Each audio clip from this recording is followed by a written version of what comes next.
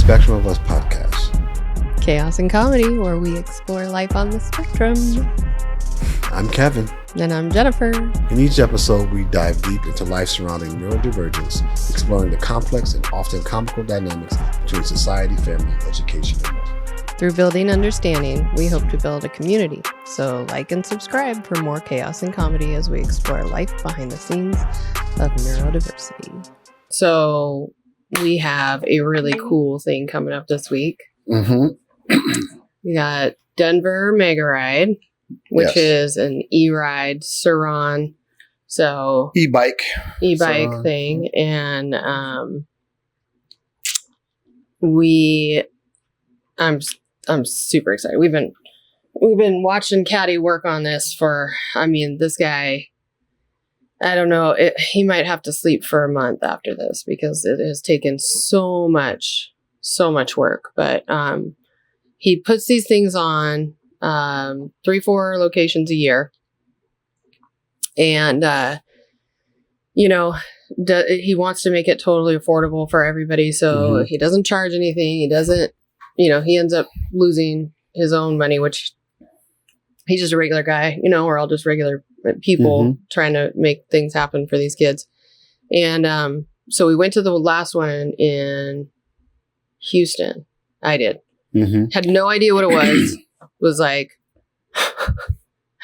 okay, I guess I'm taking my kid to this thing. I have no idea what's going to go on. Tried to get Bubba to come with me. He bailed. He did.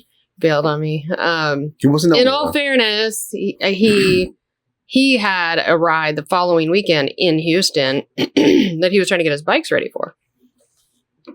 So he didn't have. If he had come, he wouldn't have been able to get his bikes ready for his ride. But that meant I was going in blind, and he was trying to tell me, "It's fine, Mom. It's fine." So I was taking his word for it, but also fine to a professional stunt rider who goes on these rides. I'm not really sure, are we fine? What are we doing? So I went, and then it was the most wholesome thing. I was so afraid. I was so worried. I was so nervous. So parents, if you're thinking about taking your kids to one of these things, these are actually the place to take your kid, because safety wise, rules wise, the culture, there's a bunch of adult men and adult women, but a lot of role models there who are encouraging and requiring these teenagers and young people to follow rules of the road. Here's how we do this. Here's how we do this and respect, the other people around, type of thing. And because even though nobody's talking about it, we're going to talk about it. Most of these kids are neurodivergent. So it's really hard to reach them for a lot of us as parents. We're trying to get them to follow rules. We're trying to get them to do things that they don't want to do. And they're way harder to wrangle in than, your typical teenager, which isn't that easy to wrangle in a typical teenager, right? So it's a good place where somebody they really, really admire is providing something for them that they really want to do. And they all have this time and space where they can feel normal. And he goes for hours. Like these rides are for several hours at a time. So they get hours of a ride out there, and they get the protection of the pack. They don't go more than the funny thing is, some of these kids are souping up their bikes. Some of these bikes can, they can do the things that everybody's mad about, go 60, 70 miles an hour, whatever. Their batteries can last for, I don't know, 3 days now. I know they're crazy lifespan. And because the nature of the pack, you really can't go more than about 20, 25. Right. Yeah, if you all stay together. Yeah. Yeah. They have to stay together. And you don't go past, the pack has a hierarchy to it. So at the front of the pack are the most experienced riders. The middle of the pack are the okay, I'm comfortable now. I've got my bearings. I've done this a few times. I'm pretty solid rider, but I'm not super experienced. I'm not super talented. They're in the middle. And then the new riders, the really inexperienced riders, they're at the back, because they're still figuring shit out. And you learn real fast the hard way. Don't try to be at the front if you're inexperienced, because you're gonna make everybody mad, because things are gonna happen to your bike, then you don't know what to do, and then you're gonna piss off the experienced people, and they're gonna be like, get to the back, get out of the way. So, it, like, group wise teaches them how to exist in a group setting with each other who are all kind of similar, right? So it's not, there's no like, oh, I'm the weird kid and everybody else is normal here. It's just like a group of, we're all the same, but also then those social rules come into play in an environment where they feel like everybody else. And that really helps them. And then they get to, they learn the rules of the road, because, he's like, hey, you got to stay to the right. We got to let traffic go by us on the left. So if we've got 2 lanes, we're in 1 lane, guys. If there's 3 lanes, we're in 2 lanes, right? So that traffic can go by on the left. And they police each other, so they're like, hey, get over. Hey, get over. And then there's a few of us, a couple, parents and I, who we follow from behind. Because the funny thing to me, all I see all over, social media and everything, news and stuff these days, is how dangerous these bikes are, right? And first they tried to say, oh, we're really worried about kids riding these things because they can go so fast, and they're riding recklessly, and they're going to get hurt, they're going to get killed. Then when nobody was listening to them about that, really, then it was, okay, they're going to hurt other people. And now they've had, like, I don't know, maybe I can count on one hand across the nation, a couple incidents where somebody did get hurt by an e-biker or killed by an e-biker. And so those are like the poster children, as if, we're going to like overexpose these 4 incidents so that people feel like it's happening all the time. But we're really only talking about the same 3 fucking incidents, right? And not that those 3 incidents aren't important, but, like, for context, most of the danger that comes to these e-bikers is either to themselves, right? Just like a motorcycle rider, it's like your biggest danger is yourself. When you run into a car, that's why they don't even care if you carry insurance on your motorcycle, because you run into a car, you're the only one who's going to get damaged. Your bike's the only one that's going to get damaged. It's going to be scary for the other person, but, it's mostly danger to yourself. And, it's rare that it's a danger to someone else. Now, if you're riding crazy all over the place, on the sidewalk, off the sidewalk, across the crosswalk, back off the crosswalk, and you're darting in and out of traffic and those kind of things, yeah, you're going to cause an accident or whatever. And that's not okay either. But in these rides, they're learning how to respect the rules of the road and why, and they're being policed by each other. And then they leave these rides and they take all that kind of back to their little group, and they will start, like, telling their friends, and they'll try to, like, follow because they feel like they're part of something that's important. And Hattie was like, I get texts from these guys and they'll be like, hey, there was this thing, these kids, they went through the mall and they did this stuff in my town. I just want you to know that wasn't us. That wasn't my group, because we do this and we do this. And they're all the rules that he, promoted at these rides. So we really like these rides because it's a place where, our kids can get more reinforcement for why we ride properly, why we ride safely, why we don't get crazy out there, and we respect other people, So we follow in the back though, because the biggest hazard to these people riding e-bikes are people who get irate and angry for whatever reason at seeing this.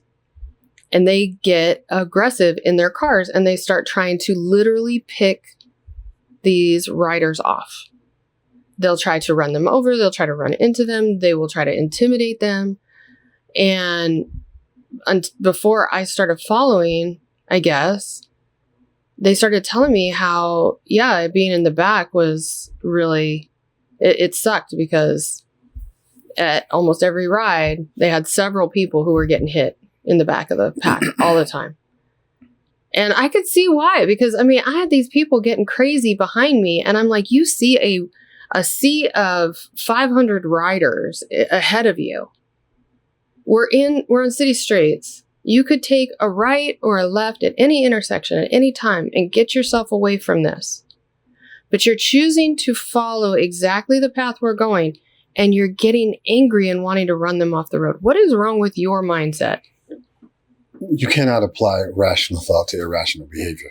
It's like they just see the riders and they get immediately irrational and angry beyond, beyond. And I'm like, what are they doing that makes you that irate? In the 30 years that I spent in law enforcement, I can tell you that what you just described was pretty much I saw at least once or twice a month where I worked. Where you've had these drivers who, it didn't matter who. There was an incident in Seattle where there was a woman who was on the Aurora Bridge, which is a bridge that went over a large body of water. I want to say, or went over Lake Washington. No, not Lake Washington. No, I think it goes over the Sound. It's between the Lake Union and the Sound. Yeah, so it goes over. And she was getting ready to take her life. She was going to jump. And so law enforcement and fire department were out trying to coax her off the ledge. And it was during rush hour traffic on a Friday. And if anyone knows who tried to go on I-5. Anywhere. Anywhere, but especially I-5 on a Friday through Seattle, you will be waiting. You add the fact that there was a woman getting ready to take her own life by jumping over, and people got frustrated, and they were literally, as they were driving by, yelling for her to jump, yelling at her to just jump already, stuff like that. So these people are not rational when they have these feelings and thoughts, because it's an inconvenience to them. They get angry and then they lash out. Unfortunately, they're lashing out at young people, children. These aren't there's some adults in there, but the majority of these are kids. So when you're lashing out and you're getting frustrated and all that, because you're in your deep set and your routine and you don't want to change anything. So you want to go this way, and this is the way you go, and you get angry if somebody makes you want to go a different way. I'm not saying that's how you feel, but I'm just saying, if you want to exist in this world, in this country, during this specific time period, you are doing a disservice to yourself and everybody around if you're that unaware of what's going on, that you would actually want to try to pick off a child on a bicycle. There are e-bikes that are doing it, but it might as well could be a 10-speed. Well, if this was a group of people on bicycles, why would you do that? That's the thing that really, really gets me is, there's a campaign, obviously, and everybody's hating it, just like they hated the skateboards, whatever it was 50 years ago. And, okay, that's cool. But what are we really talking about here, people? What are we really talking about? Because if you saw a whole running race, if you saw a whole triathlon group of people, if you saw a whole bicycle race, of people. Yeah, you get a little irritated, like, damn, I wanted to go this way. Fuck, okay, I guess I'm going around. Okay. But people don't try to run those runners over. They don't do those things, right? So why do we feel like it is okay to go after these people like this, in this manner? You know, like, why is this socially acceptable? And literally, I see it all over social media. You know, people are like, you know, they're harping on it, and they've got these deep-seated issues clearly about, you know, why this shouldn't be okay. And the argument, you know, that a lot of us parents who are, you know, navigating this with our kids is a few things. First of all, I'm going to argue that my kid can get on a bicycle and have a stupid bicycle helmet, which is not going to protect their brain. And they're going to find every hill, okay? Because kids want to go fast. And they're not like us. They're riding around leisurely, okay? When I got on a bike when I was a kid and a teenager, I wanted to feel that wind go through my hair. I wanted to go fast. So I'm looking for a hill, right? I'm looking for places to coast and go. I've been in triathlons. I've been in, you know, bicycle riding groups. And we are capable of going 40 to 60 miles an hour on a bicycle down hills and stuff. And also, if anybody out there can tell me that bicyclists respect the rules of the road, fuck you to death. No. Because no, they don't. They freaking go from, okay, I'm a car right now because the light's green, to, oh, oops, now the light's red. So now I'm going to be a pedestrian and go through the crosswalk, to, oh, now I'm going to go get on the sidewalk. Okay, now I'm going to jump back down into traffic, and, you know, I can't take off, you know, very fast. So y'all are going to sit here behind me because I can't take off out the gate, you know. But hey, we're all supposed to be like, hey, that's fine. No, well, that's just it. Let's be clear. Let's just be clear. You spoke earlier about a couple of incidents across the people. There's probably more than that we just haven't heard about. The reality is, though, and I challenge anybody, if you say bikes, things with two wheels, whether they, and I'm not talking about motorcycle that are gas powered. I'm talking about e-bikes, and I'm talking about pedal bikes. You tell me, e-bikes versus pedal bikes across the United States, just give me one calendar year. Mm-hmm. Yeah. Where the most injuries occur. Right. And where the most serious injuries occur. And it's going to always be in the bike. And I challenge anyone to try to tell me something different. Yeah. I mean, you know, on a bicycle, you know, if we really want to get into it and start a war with the bicyclists, you know, we can. But, you know, bicyclists, they can't dodge you know, an emergency right this minute because they can't take off fast. They can't, you know, they don't have as much control as you have on an e-bike, for example. So, yeah, when that car's coming at them or whatever, it's just, they are more vulnerable, and they're wearing less protective gear, because a lot of e-bikers, not only, well, all of them, most of us, all of our kids are wearing a full motorcycle helmet or a motocross helmet. They're not wearing a bicycle helmet, okay? That's not going to protect their face and their brain. And also, a lot of them are wearing protective gear underneath. Mm-hmm. So they are out the gate more protected than a bicyclist. But y'all are sitting out there going, you know what, they just need to be on a regular bike and pedaling. Listen, it is I find all of this to be super interesting. People's responses to it. What do they think? And like a lot of cities, small towns, they are attempting to regulate it by regulating it out. That has not been successful at any point in this country. In our history. In the history of this country. No. If you ban something that people want to do, or people go, oh, that's what we're going to do now. No. When's the last time that worked? It doesn't. It doesn't work. Skateboarding is our poster child for it. Mm-hmm. Okay. It was the same outcry. It was the same thing. There were signs everywhere. Oh, yeah. No skateboarding, no skating, no skateboards allowed. Yep. Even my 32-year-old was talking about how he remembers seeing those signs everywhere and he wanted to skate. And they were my 32-year-old was at the end of it. We were the generation that broke into the vacant home that had the drained pool. And, we used their pool for, like a bowl. Like a bowl, skate bowl. And then, we're skateboarding through the store, little parking lots shopping and centers. And stuff. Going through the malls, and creating havoc and being a hazard. And we were going to hurt somebody, on a skateboard, whatever. But, it was the exact same scenario. And they tried to outlaw it everywhere. Mm-hmm. And by the time my 32-year-old was coming up, that's when we saw skate parks start going up. Mm-hmm.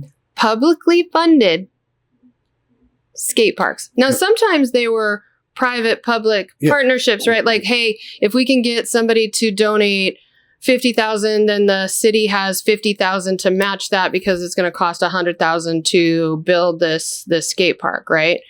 And then there would be maybe a private park here or there or whatever. But I mean, this was the scene when my 32-year-old was coming up and he was getting into skateboarding, and skate parks were coming out and popping up everywhere.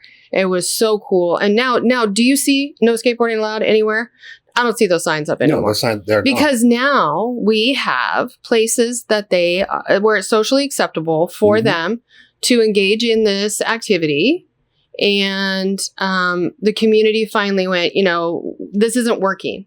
Because the more they do that, the more the kids get defiant. Because, at that point, they're like, you know what? Fuck you. I got nothing to lose at this point. If I'm going to ride, I know that I'm going to ride, dirty. And so... let me just become more of a menace. Let me become more of a nuisance. And I know people are going to be like, "Oh, great, you're encouraging them to be." No, I'm just being real. Listen, this is just what you're going to see. If you want to guide children, if you want to guide your children, there are certain ways and techniques that you can use. You can tell them, "No, you will not." Mm-hmm. And while they're in front of you, they will not. They will not do it.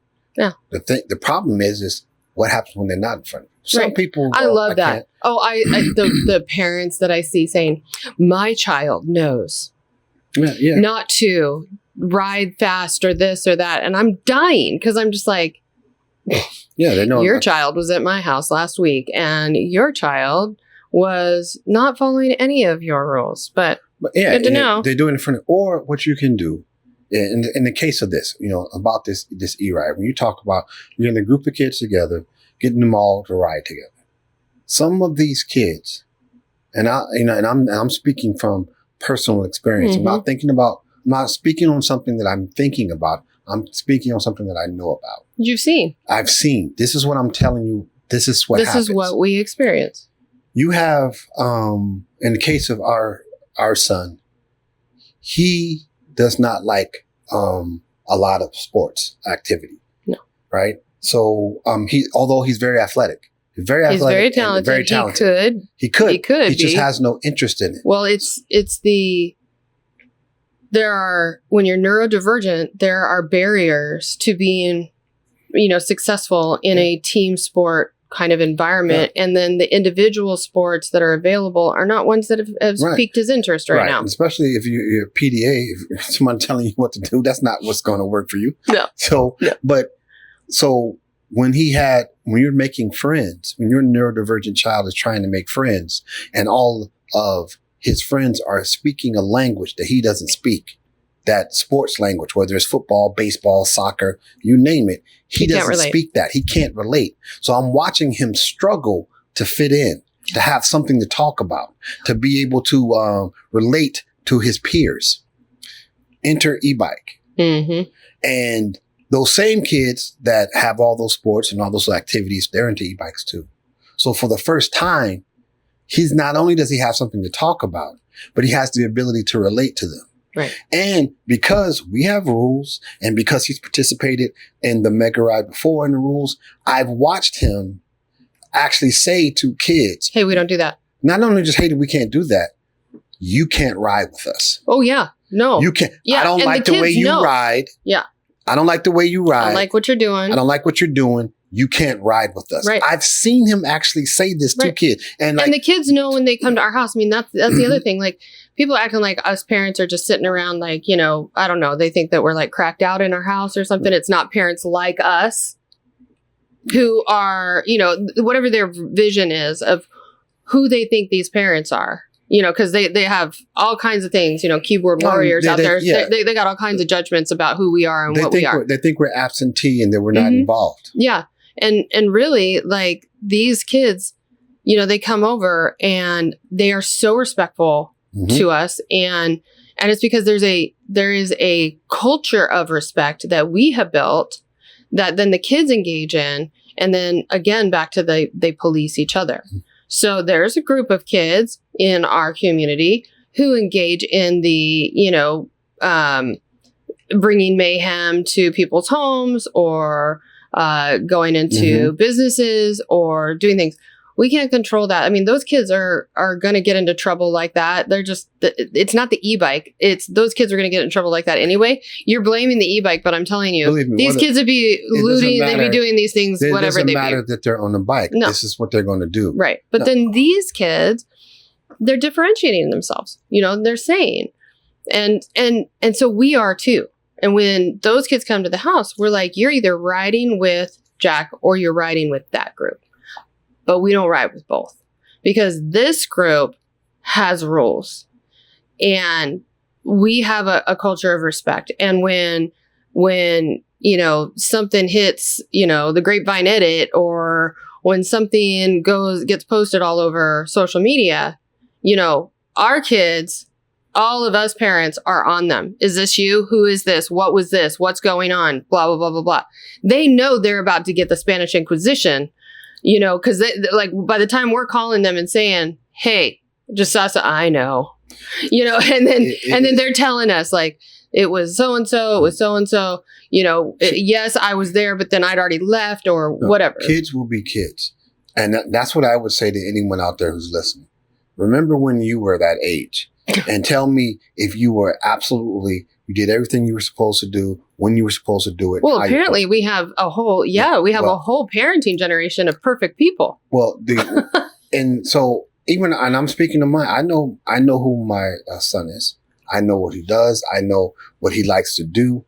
I know that, because I know how he thinks and how he processes information. So I know all those things. And, some of the things that people are complaining about, are happening. I didn't say they were valid rules. Yeah. But they were a rule and those rules are being broken. Yeah. I will tell you this. There are lots of different ways to teach someone something. The way we teach in this country is getting old.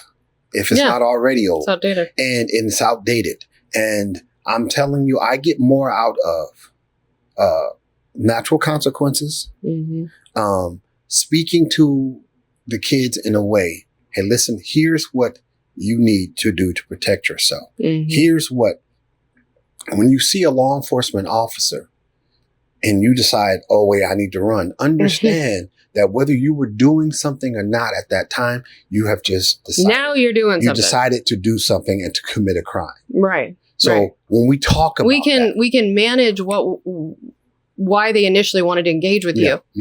But what we can't manage is you took off. Right. Because at that moment, at that exact moment, now there's not an argument about whether or not what you were doing was okay. Yeah, we never get to that. We just get to the rant. Yeah. So now whatever you were doing before doesn't even.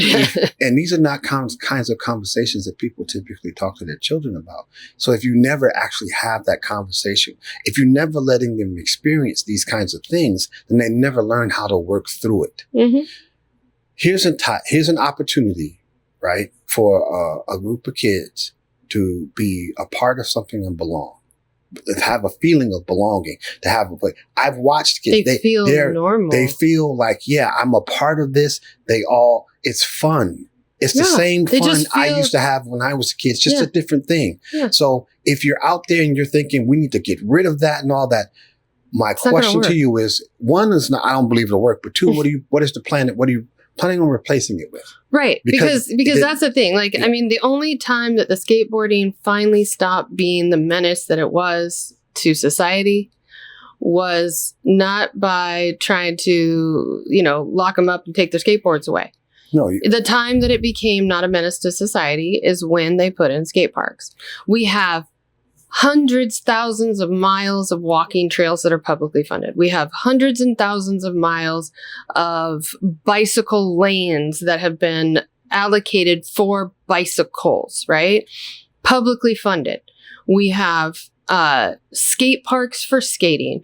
We have some communities who have entire recreational centers that are publicly funded for exercise and recreation and all kinds of activities, right? We have BMX parks. We have off-road vehicle parks where motocross and gas four-wheelers are allowed.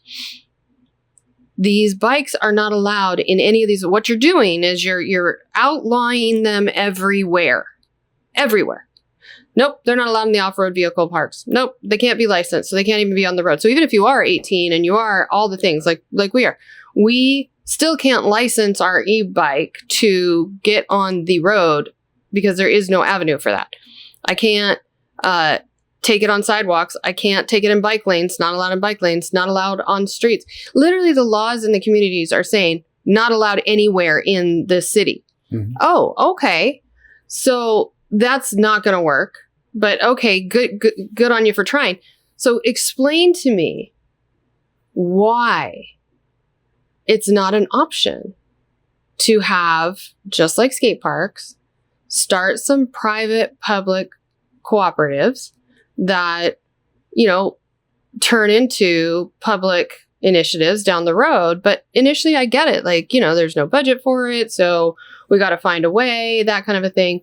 And start making parks for them to take their bikes to, or trails for them to go on, or, hear me out. Let them share the off-road vehicle parks, or let them share the bike lanes. I don't know. Let's not, we're being a little kind, but let's not forget that the same menace that skateboarding was is now a multi-billion-dollar industry. Right. X Games. X Games. Those came out those people, from that. The Tony Hawks and them of the world. Yeah. These were the people who were they were the menace. They were the menace. They were the menace. And so it's the same thing. How NASCAR people are like, I can't wait for them to go away. And I'm laughing because I'm like, there's some things you see come and go. There's some things you look at and you go, oh yeah, that's going to be a fly by night, But e-bikes are not going away. Well, look at NASCAR. NASCAR started off bootlegging. Bootlegging. They were bootlegging. That's how it started. Again, trying to outlaw something. And those drivers, that's not how it started. Yeah. We have an opportunity. Like I said, I'm watching kids, the same group of kids that I see on the e-bike who get together and they do stuff. You wouldn't say anything if you saw 12 kids doing a pickup basketball game in the park, or if they started to do some pickup football and playing football on the field. Mm-hmm. You see a bunch of kids together playing, and then you go and you'd smile because they're occupying their time and not hurting or doing anything. Now it's dangerous. Everyone that is just as dangerous to play baseball, football, soccer as it is. We go ride horses. Yeah. Do you know how dangerous it is? Do you know how fast a horse can go? And if you've been riding horses for a couple years and you're a teenager, you're trying to go fast on the horse. You're out in a trail and you're going to go fast and accidents happen. People get paralyzed, people get killed. All kinds of things happen. Surfing. Yeah. No. Listen, surfing people die from drowning, from shark attacks. They're real. Breaking their back on the wave. Oh And my God. Life in paralyzing. Life in itself is dangerous. But I implore anyone out there, when you see this is an opportunity. When you see that, when you see kids here's an opportunity for us to teach them something. Right. Here's and please stop going to social media, because honestly, you go to social media, the only people you're resonating with are people who are like-minded with you. We don't hear you. We see your cry, your Karen, and we scroll on past because we know what you're saying, and we don't care. We don't, and neither do the kids, because you're not speaking to us in a way that's mutually respectful. You're not speaking to us in a way where you're trying to solve a problem. Your solution is don't do it. You're not even trying to come to the table and give us a voice, and that is never going to work in this day and time. No. In this day and time, people they expect to come to the table with everyone having a voice and being heard. And if they're not going to be heard, they will leave the table. Yeah. And they will go do what they want to do. We don't live in a time where, well, because I said so, works anymore. And you can try, you can cry about it, you can be mad about it, you can say, well, I'm going to make it back to that way, but you're not. Because you are the minority anymore about wanting to parent and run society in that way. Society has become very much if I don't have a voice at the table, I'm walking away. Period. End of discussion. And I'm going to go do what I want. It is an opportunity. If you don't, there's something, if you say, all they're doing is riding reckless. Okay. Well, how do we do that? I don't know. How about we talk to them? How about we bring them to the table? Let's have a conversation. Hire writing classes or rules of the road. The things they have these that you could talk. They did. To. They tried to like pseudo do that. They're not doing it in a way where it's really like that they're trying to solve a problem. They're bringing families into this class so that then they can put the kids in a room with their parents and the authorities, and then the kids can hear how they're not supposed to ride any of the things they want to ride. And these are the only two things you're allowed to ride. Well, yeah. And this is how you ride these two things safely. And that's not. And so the only kids who are going to that are the kids who are going to fall, whose parents and them, it's like, it makes them feel good, but you're not getting the right people in the room. No, well, again, that'll get some people. If you want to cover the blanket over everyone, the reality is you have to start talking about, okay, all right, here's what we deem reckless, and because a lot of times when I hear people saying, oh, they're riding reckless, and I'm watching, I'm like, oh, so what's reckless? So they're doing a wheelie on a bike, on an e-bike, and you say that's reckless. But if he was on a BMX bike, and they was jumping ramps that they built themselves, or that's not in your reckless. Neighborhood, like in your neighborhood, because like that's honestly, they would put out ramps. I could put out ramps in the street in front of my house and put a little like one of those little yellow kid signs, and people would be like a little irritated, but they'd be like, "Oh, look, that's so cute. They're jumping, they're ramps." But it's not cute if my kid is going up and down the neighborhood street on a bike that makes no noise, right? And there's nobody traveling on the street, but that's not okay. I will tell you, and this might be very controversial. So if what comes out of my mouth offends anyone, I'm sorry. But you're so much nicer than me. I'm 50. I'm 50. I'm really sorry. I don't want to offend anybody. And I'm over here. I'm like, I'm 57. I'm 57. But I can tell you 45 to 50 years ago, which is considered a long time because we're talking about 5 decades, right? Can we not talk about how old we are? 5 decades. Let's talk about it. It was about 4 or 5 decades ago, right? Mm. Kids were they didn't want to know e-bikes. Mm-hmm. They were still breaking their arms. Mm-hmm. They were still scratching themselves up. Mm-hmm. They were still hurting themselves. They were still getting paralyzed. They were still running into people. They were still getting hit by cars. Being shot at each other. All the explosions. stuff they did BB gun wars. They literally fired BB guns at each other. All the things that you're concerned about with an e-bike are things that have been occurring for over 50 years. And you're taking the time now to either purposely forget that you did it too. Yeah. Or you're just saying, oh, this is more dangerous. No, it's not. It's the same. It's the same. It's a different danger, but it's the same. And kids want what to worked for know. you? What worked for you? Yeah. Because if someone told you couldn't ride your bike or your skateboard, did you go, oh, sorry, friends, I can't go up to the school or I can't go up to the shopping mall. Guess I'll be walking. I guess I'll be walking because the rest of you still just keep riding. Because the sign said don't do it. Cut that out. That's not what you did. No. Right? So I challenge all those people out there, because unless you're going to go to these manufacturers and then you're going to go up and then you're going to offer a program where you're going to buy back every one of those e-bikes, these kids are going to ride them. And me having been in law enforcement, I know the best way, right? The best way is to meet them on their level. Yes. Anybody you want to talk to, you're talking about bringing people to the table. You bring them to the table is not just to bring them to the table, but to meet them at their point. And be genuine that you really, the thing is, okay, obviously we have a position and you have a position. If we're all going to come to the table, the expectation is we need to learn why the other person feels the way they feel. Yes. So that then we can have a better understanding as a group of all the different perspectives. And once we as a group genuinely, and let me just emphasize that one more time, genuinely, authentically understand the other perspectives, then that is when we can finally come up with a solution. And it goes both ways. But the thing is, you're not going to get these kids to hear your side of it because they are kids. We're grown-ups.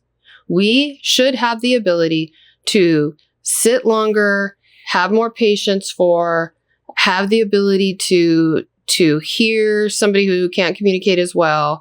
We have more experience. So we should be able to be at that conversation level and help them along.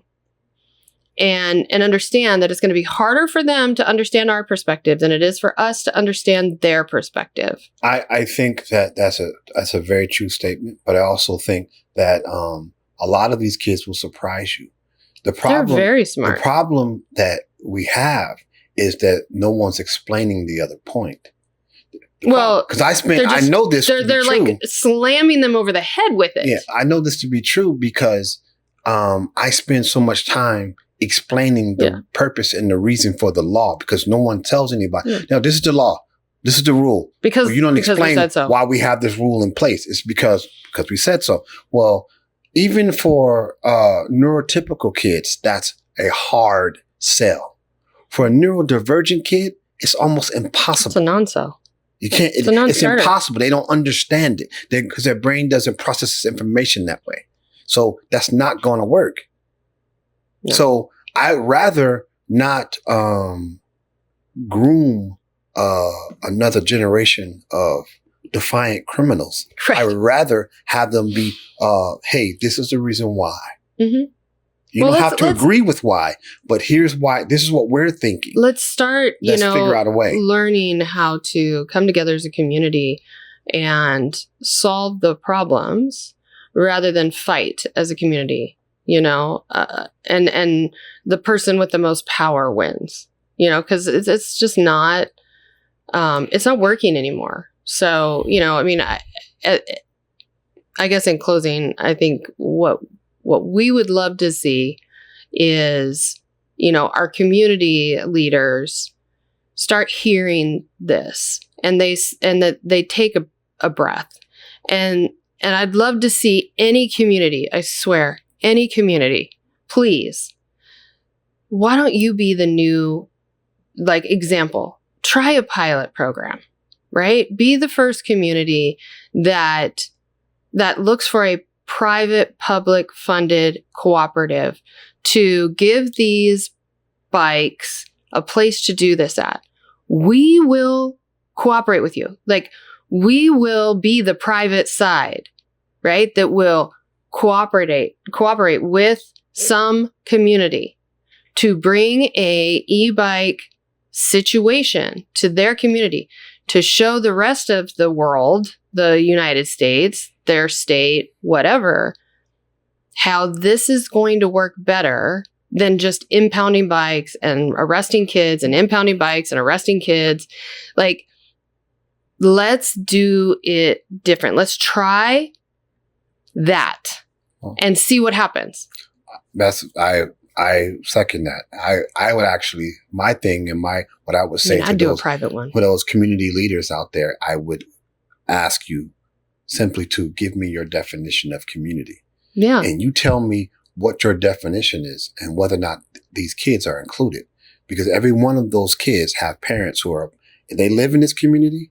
They go to school in this community. Yeah. They grow up in this community, and all of a sudden you've decided that they're no longer members of this community because you made a rule. Because you don't like what they want to be a part of their community. But you know what? This community as well. Every single thing that we have ended up making a part of our community at some point was something that somebody didn't want. You know, so you have to start somewhere. And if you're having a problem in your community, that's the community we want to go to. You know, if your community is having a huge problem with these e-bikers and you guys are not getting it under control, that's the community I want to go talk to. So call us, you know, and we will come, we will facilitate, we will bring in the e-bikers. We have the connections. We have the people who can talk to these kids, who can talk to these community members, and you have the community power, right? So let's make it a partnership.